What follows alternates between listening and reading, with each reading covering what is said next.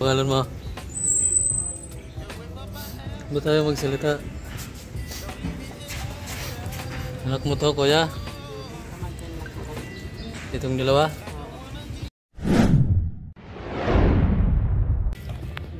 Sarap natulog mo dyan, ah. Dito ka natutulog?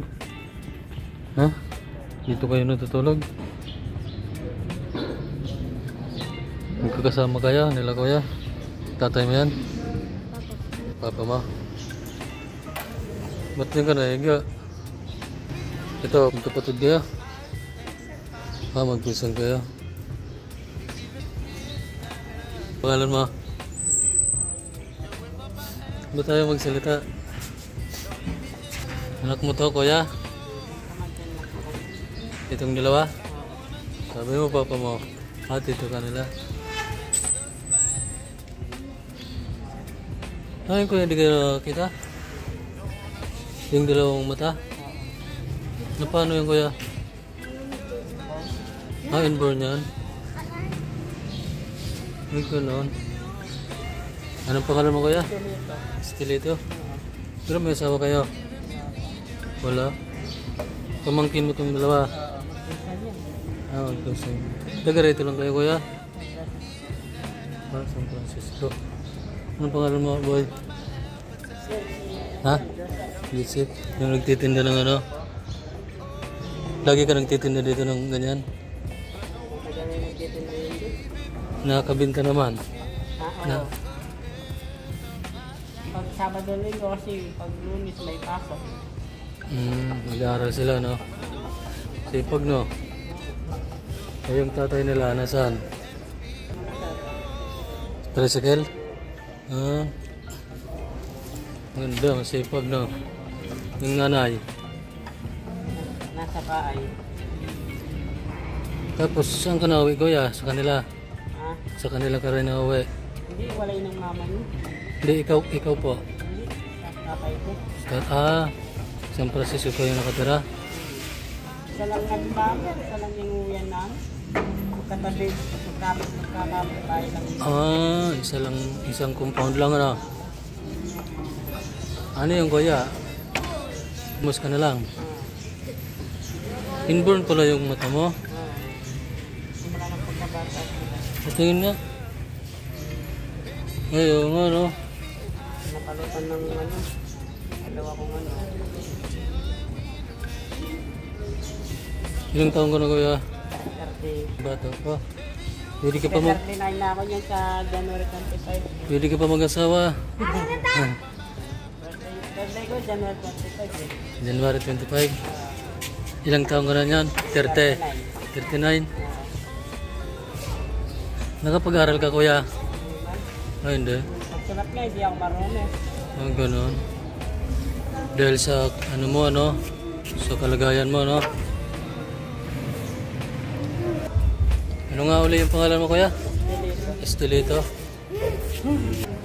Magkano yung lobo mo? 50 yan? Mamaya may mabibintahan ka niyan. Mabibintahan ka niyan mamaya. May bumibili din. Ano yan? Pag nabili, pang baon-baon mo sa school. Maganda, no? Ano to? Sarili mo yung puhunan? Ha?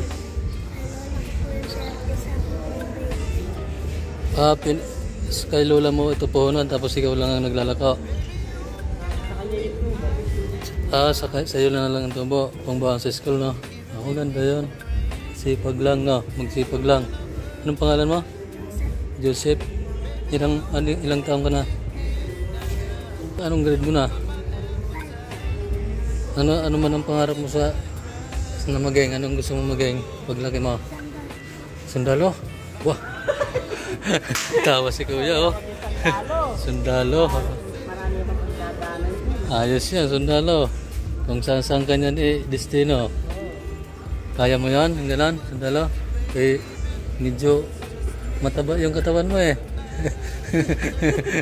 Pag yung sundalo ka talaga, yun talaga ang pangarap mo. Wala nang iba. Mag-aaral ka ng mabuti para makapagsundalo ka. Ayaw ko tumalong sa aeroplano. Helicopter. Tumatalo ba sa helicopter yung sundalo? Oo. Ganon. Oh, kaya mo yan. Tatalong ka? Sabi ni tito mo. Yung Kaya nang nililigtas na tao. Oh. Pero, kakalusin lang. Oh. Siyempre, pag may kalaban, oh. Oo, sasalungin nila. Oh, kaya mo, sigurado ka na dyan. Wala, hindi na mababago yung ano mo. Para silang superhero yun. Ha? Superhero? Oo. Kayang kaya yan, no? Basta Mamaya, dadaling ka sa Iraq pag nagkakanda pa mo. sa Iraq, Oo. may gira dun, no? Kaya mo yan. Dapat pag-isipan mong mabuti. Pag-isipan mong mabuti habang bata ka pa. Pwede pa man mabago yun dahil bata pa man siya. Na, mahal mo, pag matapos ka, pag malaki ka na, magbago yung isip mo, gusto mo na maging teacher. Ano? Ang daming pangarap, ang dalo ko. Ganun talaga kuya, kung yun talagang napupusuan niya, yun ang nasa loob ng kanyang puso, no? Sundalo talaga, hindi na mabago yun. Pag-isipan mo mabuti. Kasi sabi nga, yung sundalo daw nasa hukay yung isang paa, no, kuya? Kuya, bigyan kita ng ano, pang merienda. Ito kuya, pang merienda mo yan ha. Oo, sige na. Sige, ingat, ano lang, sipag lang na kuya. Oo. Ingat lang sa araw-araw. Sige kuya no, Oo. salamat ha. Nakios, opo. Kaso hindi pa man nag-umpisa, nakita kita na nakaupo dito. Tapos sabi ko si kuya parang ano yung mata. Inborn pala talaga yan. Oo. Wala nang pag-asa to. Hindi, malay mo, wala namang imposible sa Panginoon. Basta ano lang, dasal-dasal lang kuya no, magdasal lang, araw-araw. Araw-araw kami dito, pag linggo. So paano kuya, salamat ha. Oo. Kaya sa ka na dyan ha, pang merienda mo na yan. Sige na. Oo. Ay, itong dalawa, bigyan ko pala ito pang ano. Pang salamat. Dito na ako, papasok na ako. Salamat ha. Pag nakakita talaga ako ng ganyan, talagang parang naano yung ano ko, dibdib. So hanggang dito na mga Pinas, maraming salamat po sa inyong panonood. God bless po sa ating lahat.